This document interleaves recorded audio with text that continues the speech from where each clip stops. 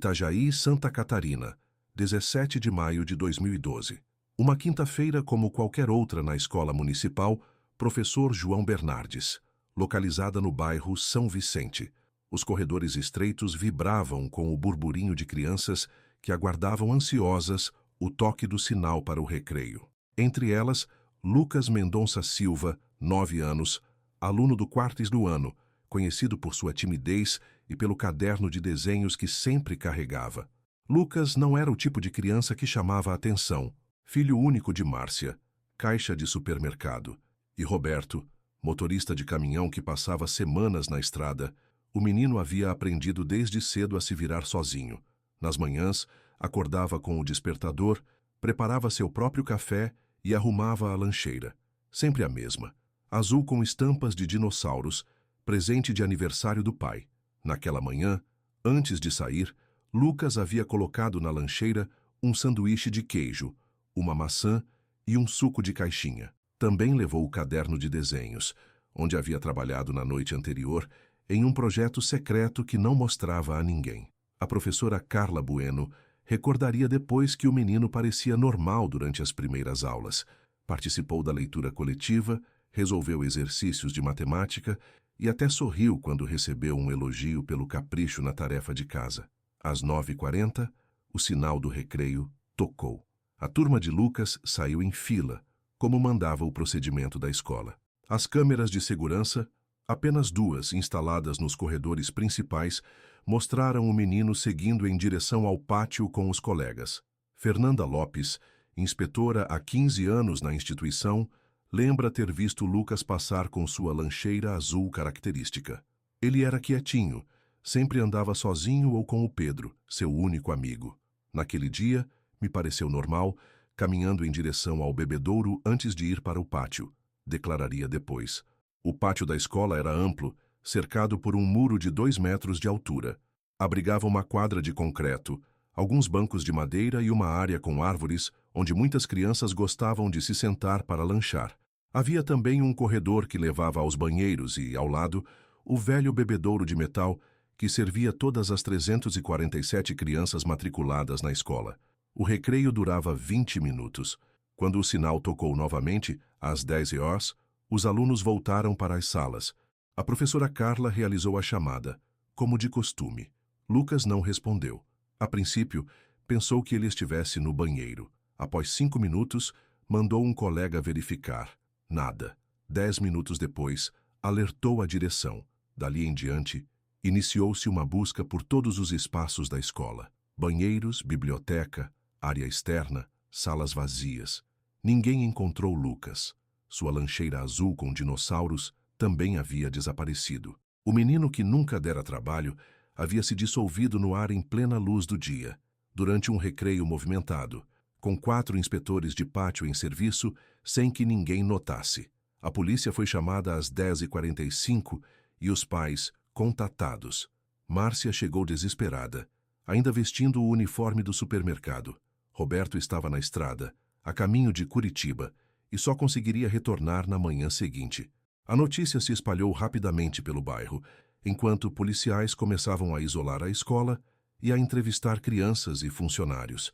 O primeiro dia da busca por Lucas Mendonça Silva havia começado. O desaparecimento de Lucas mobilizou toda a comunidade de Itajaí. Nos dias que se seguiram, voluntários se juntaram às autoridades para vasculhar não apenas a escola, mas também terrenos baldios, construções abandonadas e até mesmo o pequeno rio que cortava o bairro São Vicente. As buscas se estenderam por um raio de 5 quilômetros a partir da escola. A lancheira azul com estampas de dinossauros tornou-se o símbolo da campanha para encontrar o menino. Sua imagem estampava cartazes e compartilhamentos nas redes sociais.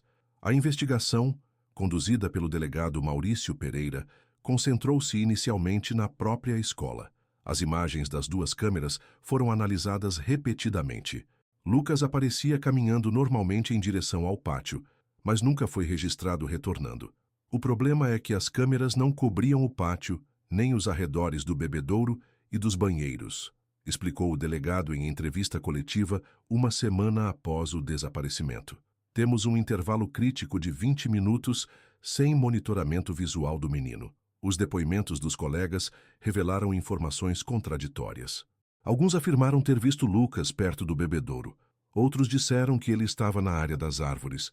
Pedro Santos, seu melhor amigo, disse que Lucas havia comentado sobre um desenho especial que estava fazendo, mas que queria manter em segredo. Ele disse que ia mostrar para todo mundo quando terminasse, mas parecia meio nervoso, contou o menino aos investigadores. Os funcionários da escola foram interrogados extensivamente. A inspetora Fernanda Lopes, última adulta a ver Lucas, repetiu várias vezes seu depoimento. Ele passou por mim com a lancheira, indo em direção ao bebedouro. Depois disso, atendi uma menina que havia caído na quadra e não o vi mais, declarou, visivelmente abalada. Os outros 3 inspetores que trabalhavam naquele dia juraram não ter notado nada incomum durante o recreio. A equipe de perícia encontrou poucas pistas. Não havia sinais de escalada nos muros, nem de arrombamento nos portões. As câmeras externas da padaria em frente à escola não registraram nenhuma criança saindo sozinha naquele horário. O caso parecia evaporar junto com Lucas. Enquanto isso, a vida de Márcia e Roberto desmoronava. O casal, que já enfrentava problemas conjugais antes do desaparecimento, rompeu definitivamente 6 meses depois. Roberto, consumido pela culpa de estar longe no dia do desaparecimento, abandonou o emprego e mergulhou no alcoolismo. Márcia se agarrou à fé e transformou o quarto do filho em uma espécie de santuário, mantendo tudo exatamente como ele havia deixado naquela manhã de maio. 1 ano após o desaparecimento, o caso esfriou. As buscas oficiais foram reduzidas e a investigação entrou em modo passivo, dependendo de novas pistas que nunca chegavam. A comunidade, antes tão engajada, voltou lentamente à normalidade. A escola implementou medidas de segurança adicionais, mais câmeras, controle biométrico de entrada e saída, inspetores extras durante o recreio. Para muitos, eram precauções que chegavam tarde demais. Lucas se tornou uma estatística, mais uma criança no banco de dados de desaparecidos da Polícia Federal. Seu rosto, sorrindo timidamente na foto oficial da escola, ainda aparecia ocasionalmente em campanhas de conscientização. Mas, com o passar dos anos, até mesmo as menções ao caso do menino do recreio, como ficou conhecido, tornaram-se cada vez mais raras. Quando a dor já havia se acomodado como uma presença constante e silenciosa na vida daqueles que conheceram Lucas, o caso voltaria à tona de forma inesperada, trazendo novas perguntas e poucas respostas. 18 de outubro de 2023. 11 anos se passaram desde o desaparecimento de Lucas. A escola municipal Professor João Bernardes havia mudado consideravelmente.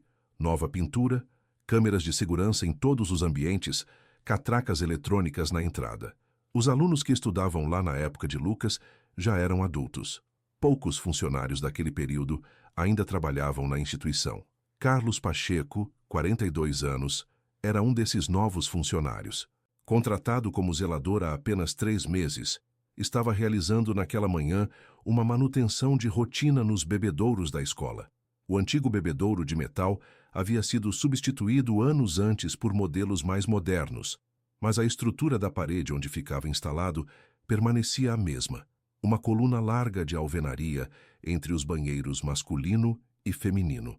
Estava tendo problema de infiltração naquela parede, explicou Carlos posteriormente.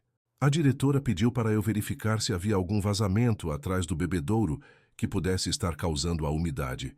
Usando uma chave de fenda e um pequeno pé de cabra, Carlos removeu cuidadosamente o bebedouro da parede para verificar a tubulação. Ao afastar o equipamento, notou que uma pequena seção da parede, junto ao chão, apresentava sinais de ter sido alterada. O rejunte estava ligeiramente diferente do restante. Intrigado, o zelador passou a mão pela área e percebeu que um dos blocos se movia sutilmente. Achei estranho. Parecia que alguém tinha mexido ali antes. Quando forcei um pouco, o bloco saiu facilmente, como se não estivesse assentado com cimento, apenas encaixado e disfarçado com o rejunte por cima. Por trás do bloco removido, havia um pequeno espaço, semelhante a um esconderijo improvisado.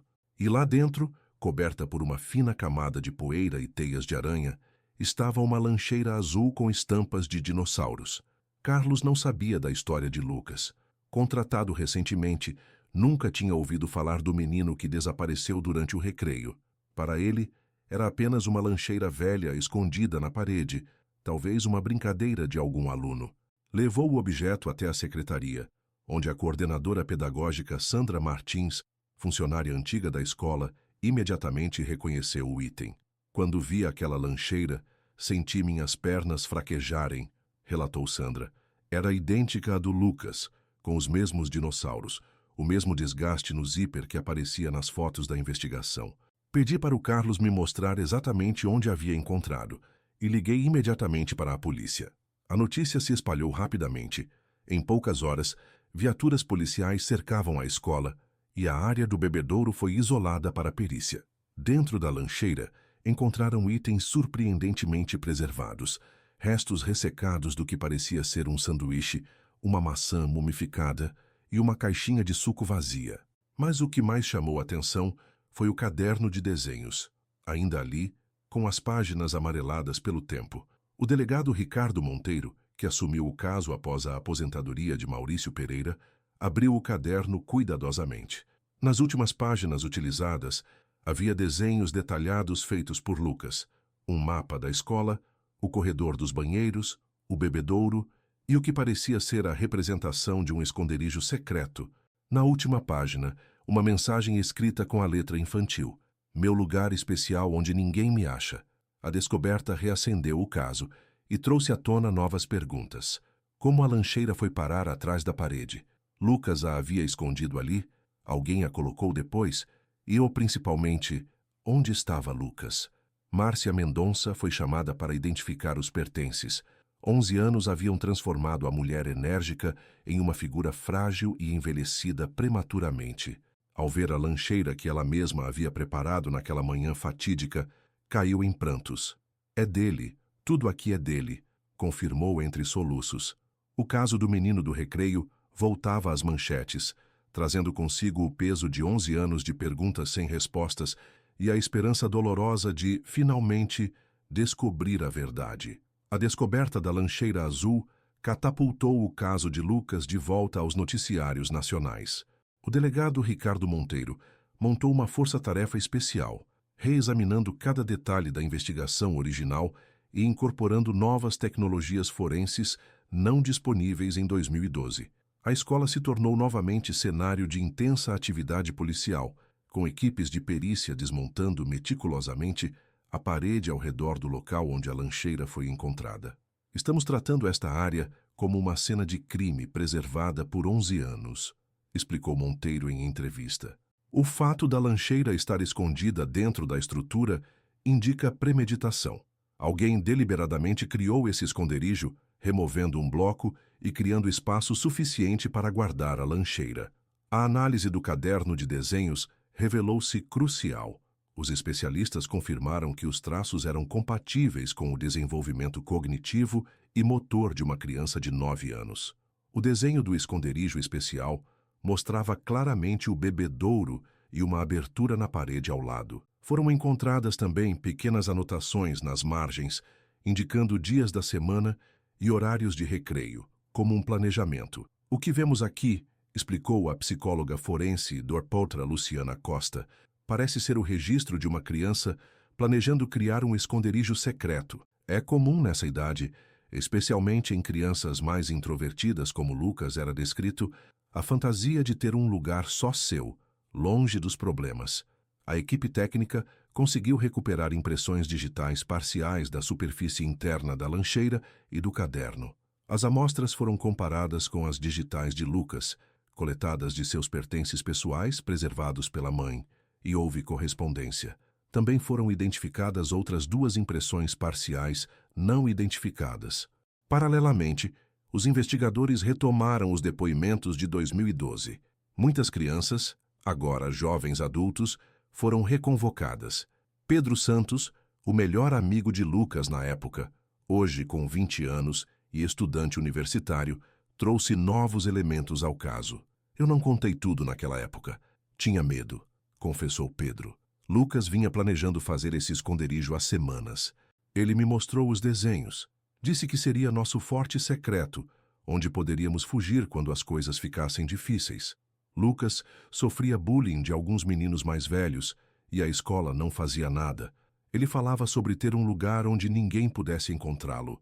A revelação abriu uma nova linha de investigação sobre o bullying, aspecto minimizado na investigação original. 3 ex-alunos, identificados por Pedro como os principais agressores, foram localizados e interrogados. 2 deles, agora adultos com passagens pela polícia por crimes diversos, negaram qualquer envolvimento. O terceiro, Leandro Azevedo, atualmente professor de educação física em outra cidade, demonstrou visível nervosismo durante o interrogatório. Sim, implicávamos com ele. Éramos crianças idiotas, mas nunca fizemos nada grave, declarou Leandro. Quando questionado sobre seu paradeiro durante o recreio do dia 17 de maio de 2012, apresentou contradições. Primeiro afirmou estar na quadra, depois disse que poderia ter ido ao banheiro próximo ao bebedouro. A investigação ganhou outro rumo quando a análise da estrutura da parede revelou que o espaço onde a lancheira foi encontrada era parte de uma abertura maior, uma espécie de duto de ventilação desativado que se conectava com um espaço entre o forro e o telhado da escola. Esta área, com cerca de 60 centímetros de altura, estendia-se por todo o corredor dos banheiros. Era um espaço suficiente para uma criança pequena se mover, mas extremamente apertado para um adulto, explicou o perito criminal André Souza. E o mais preocupante, encontramos vestígios orgânicos neste espaço, incluindo fios de cabelo e manchas que estão sendo analisadas para verificar se são de sangue. Enquanto a comunidade acompanhava apreensiva os desdobramentos, a polícia ampliou as buscas para áreas até então inexploradas da escola. O mistério da lancheira havia sido parcialmente solucionado, mas a pergunta mais importante permanecia. O que aconteceu com Lucas Mendonça Silva após o recreio daquela quinta-feira de maio, 27 de novembro de 2023? Após 40 dias de intensa investigação, o delegado Ricardo Monteiro convocou uma entrevista coletiva no auditório da Delegacia Regional de Itajaí. A sala estava lotada de jornalistas, autoridades locais e membros da comunidade. Márcia Mendonça ocupava a primeira fileira, acompanhada por um representante do Ministério Público e pela psicóloga que a assistia desde a reabertura do caso. Após uma investigação minuciosa, estamos em condições de apresentar conclusões sobre o desaparecimento de Lucas Mendonça Silva, que, iniciou o delegado, com expressão grave. O que vou relatar é resultado de análises forenses, depoimentos cruzados e evidências físicas que nos permitiram reconstruir os eventos daquele dia, 17 de maio de 2012. A perícia confirmara que o espaço encontrado atrás do bebedouro era parte de um sistema de ventilação desativado durante uma reforma em 2008. Este duto, que deveria ter sido completamente fechado, manteve uma abertura disfarçada por um bloco solto. Os vestígios biológicos localizados no espaço entre o forro e o telhado foram confirmados como sangue humano, compatível com o DNA de Lucas, coletado de seus objetos pessoais. Nossa conclusão é que Lucas havia descoberto esta passagem semanas antes de seu desaparecimento e planejava usá-la como esconderijo, explicou Monteiro. Os desenhos em seu caderno corroboram esta teoria. No dia 17, durante o recreio, Lucas removeu o bloco e entrou no duto, provavelmente para testar seu esconderijo secreto. A reconstituição indicava que Lucas conseguira se arrastar pelo espaço estreito até alcançar a área sobre o forro. O que ele não sabia, e que a investigação original também não detectou, era que este espaço continha elementos estruturais instáveis. Um conjunto de vigas metálicas que sustentavam equipamentos de ar-condicionado desativados permanecia lá, sem manutenção há anos. A hipótese mais provável é que, ao se mover naquele espaço confinado, Lucas provocou o deslocamento de uma dessas estruturas que caiu sobre ele, prosseguiu o delegado, enquanto imagens técnicas eram projetadas na tela atrás dele. Os ferimentos teriam sido graves e, possivelmente, fatais. O silêncio no auditório era absoluto. Márcia mantinha os olhos fixos no delegado, as mãos apertando um terço. A perícia havia encontrado, além dos vestígios de sangue, pequenos fragmentos de tecido compatíveis com o uniforme escolar usado por Lucas no dia do desaparecimento. Mas a descoberta mais perturbadora veio de um depoimento tardio. Leandro Azevedo, o ex-colega que praticava bullying contra Lucas, finalmente confessou após intenso interrogatório. Ele admitiu que vira Lucas entrar no esconderijo durante o recreio. Leandro confessou que seguiu Lucas até o bebedouro, curioso sobre o que o menino fazia sempre sozinho naquela área, relatou o delegado. Viu quando Lucas removeu o bloco e entrou na abertura. Inicialmente achou engraçado e planejava assustar o colega, talvez trancar a passagem. Mas logo depois ouviu um barulho metálico e um gemido abafado. Assustado, Leandro olhou pela abertura e viu que algo havia caído sobre Lucas. Entrou em pânico e, temendo ser culpado, recolocou o bloco na parede, disfarçando a abertura com rejunte que pegou do balde de um servente que trabalhava próximo dali. Nunca contou a ninguém o que presenciou. O medo me paralisou, dizia trecho do depoimento lido pelo delegado. Eu sabia que todos me culpariam por causa das brigas anteriores, então fechei aquele buraco e fugi. Passei anos tentando esquecer, mas nunca consegui. A investigação concluiu que a omissão de Leandro Azevedo, somada às falhas na inspeção estrutural da escola e à precariedade do sistema de monitoramento da época, criou a tempestade perfeita que permitiu que a tragédia permanecesse oculta por 11 anos. Leandro foi indiciado por ocultação de cadáver e omissão de socorro, crimes prescritos, mas responderia por falso testemunho nas declarações recentes. Acreditamos que os restos mortais de Lucas ainda estão na estrutura da escola, em áreas que foram posteriormente fechadas com concreto durante reformas, explicou Monteiro. Estamos coordenando com engenheiros a melhor forma de acessar essas áreas com o mínimo de danos estruturais. Márcia Mendonça levantou-se lentamente após o término da apresentação. Com dignidade surpreendente, aproximou-se do microfone. Por 11 anos, imaginei 1000 cenários sobre o que poderia ter acontecido com meu filho.